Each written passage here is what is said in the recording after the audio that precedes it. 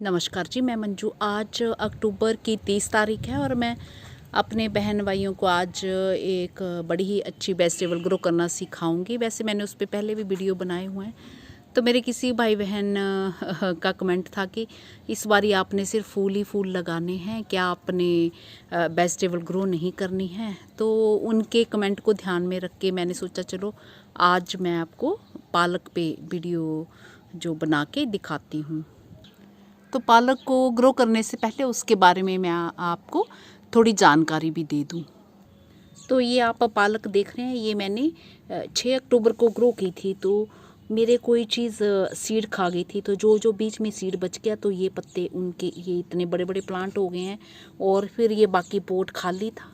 तो ये मैंने सीड अभी दोबारा डाले हैं। तो ये जो है 5-6 दिन में जर्मिनेशन स्टार्ट हो जाती है। तो इस वाले पोट में मैंने जो ऑनलाइन मंगवाए थे तो इसमें ग्रो किया और इसी में मैं अभी ग्रो करना चाहूँगी। तो चलिए इसके बारे में जानकारी दे लूँ। तो पालक जो है वो सबसे पहले अरब कंट्रीज़ में ये लगी थी। तो इसमें बहुत सारे न्यूट्रिएंट्स पाए जाते हैं, जैसे कि खूब सारा मैग्नीशियम होता है, फास्फोरस होता है, क्लोरीन, कैल्शियम, आयरन वगैरह और भी बहुत कुछ होता है। तो पालक का जो ओरिजिनल सीड होता है वो कांटेदार चुभने वाला होता है। इसके बाद इसके स्मूथ और राउंड सीड वाली वेराइटीज़ बाद में डेवलप हुई हैं।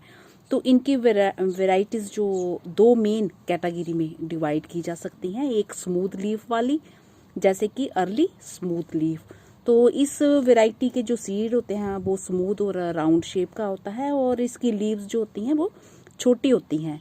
तो ये जो है लाइट ग्रीन कलर के स्मूथ होती हैं। और इसके अलावा जो है रिंकल टाइप की जो लीव्स वाली वैरायटी भी होती है, जैसे कि वर्जीनिया सेवॉय। इसका जो बीज जो होता है वो कांटेदार होता है और इसकी बड़ी बड़ी डार्क ग्रीन कलर की लीव्स होती हैं।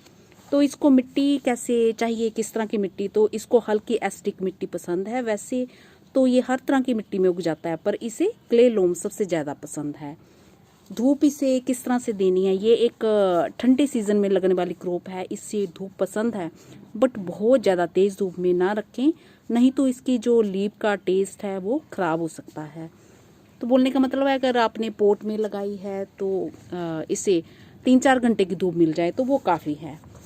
पानी कैसे देना है, इससे ना तो बहुत ज़्यादा पानी दें और ना ही कम पानी की कमी करें। ज़्यादा पानी से जो नीचे फंगस लग सकती है और जो आपके प्लांट्स हैं वो ख़राब हो सकते हैं। तो इसलिए ज़रूरत के अनुसार ही पानी देना और ड्रेनेज सिस्टम बढ़िया होना चाहिए। तो प्रोपगेशन कैसे करनी है, तो इससे जो है साल के कई बार इसे लगाया जाता है साल में। तो इसे सीड से ग्रो किया जाता है। मेन जो क्रॉप होती है वो सितंबर से नवंबर में ग्रो करते हैं और जैसे थोड़े थोड़े दिन के बाद आप कर सकते हैं। जैसे मैंने ये ग्रो की थी और ये देखो इतने बड़े बड़े हो गए। 6 तारीख को की थी, बाकी तो मेरे सीड कोई खा गया है तो ये मैंने बाद में डाले। फिर एक पॉट में मैंने और भी डाले हैं, तो अभी और भी मैं लगाऊंगी। तो वो ऐसे ऐसे तैयार होती जाती हैं और लंबे टाइम तक बनी रहती है ये आपके गार्डन में। और जिन एरियाज़ में टेम्परेचर जो माइल्ड रहता है, ना बहुत ज़्यादा ठंड ना बहुत ज़्यादा गर्मी होती है, या फिर जहाँ पे हल्का ठंडक बनी रहती है, तो वहाँ इसे अर्ली स्प्रिंग में भी लगाया जाता है या फिर इसे बरसात की शुरुआत में भी लगाया जाता है। बट ज़्यादा पानी से इसे बचाएं। पहाड़ी इलाकों में इसे मार्च से मई में लगा सकते हैं। जो इसकी मैंने बताया ना एक वैरायटी ये वाली वर्जीनिया सेवॉय होती है, तो वो ज़्यादातर पहाड़ी इलाकों में वो लगाई जाती है। तो जो इसकी स्मूथ लीव्स वाली वैरायटी होती है उसे प्लेन इलाकों में लगाया जाता है। तो अब हम इसे लगाएंगे। तो पिछली बार ही मैंने हिसार यूनिवर्सिटी से वो जो पालक लगाया था, तो वो बड़ी छोटी पत्ती वाली जो वो सीड था। तो ये पंजाब से मेरे किसी रिश्तेदारों ने मुझे सीड दिया, तो मैं ये ग्रो करूँगी। तो ये देख रहे हैं ये इस तरह से। तो यहाँ इनका पक के सीड गिरता है, सारे कहीं स्प्रिंकल कर देना है। तो वहाँ ये जब सीज़न आता है अच्छा रहता है जिन जगहों का जिस टाइम लगने का, तो अपने आप ही पौधे इसके निकल आते हैं। तो बस ऐसे हमने मिक्स कर देनी है और 5-6 दिन में जो जर्मिनेशन आपकी स्टार्ट हो जाएगी। तो ये देख रहे हैं मिट्टी वगैरह, तो आजकल मैं यही काम कर रही हूँ। मिट्टी जो कैसे बढ़ाई जा रही है मेरी, वो मैंने बताया ना आपको कि कोकोपीट वगैरह मिला के वही काम मैं कर रही हूँ। तो ये पोट में मेरे कोक्सकॉम लगा हुआ था, तो वो निकाला मैंने और कुछ पौधे और छोटे छोटे बैग में से निकाले। नीचे आधे तो मैंने वही भरे हुए हैं और ऊपर फिर मैंने कोकोपीट मिक्स करके मिट्टी जो है बना दी है। तो अब मैं इसे जहाँ पे 3-4 घंटे की धूप आती है वहाँ रखूँगी, पर अभी जब छोटी पौध इसके निकलेगी तो दीवार के पास लगाऊंगी जहाँ कुछ टाइम की जैसे धूप रहे, 3-4 घंटे की धूप। आजकल तो खैर मौसम चेंज हो गया है, अब थोड़ा सा अच्छा लगने लगा है और जैसे एसी वगैरह अब बंद हो गए हैं, पंखे तो चल रहे हैं, पर फिर भी मौसम में काफ़ी बदलाव आ गया है। तो अब इतनी सी धूप में इसे रख सकते हैं। तो ये हमारा लग गया। तो मैं सोच रही थी अगर मेरे पास टाइम बचेगा तो मैं सीडलिंग अपडेट भी देती रहूँगी साथ के साथ। तो मैंने वीडियोज़ में सब बताया हुआ है, तो अब थोड़ा सा टाइम है तो मैं आपको दिखाई देती हूँ।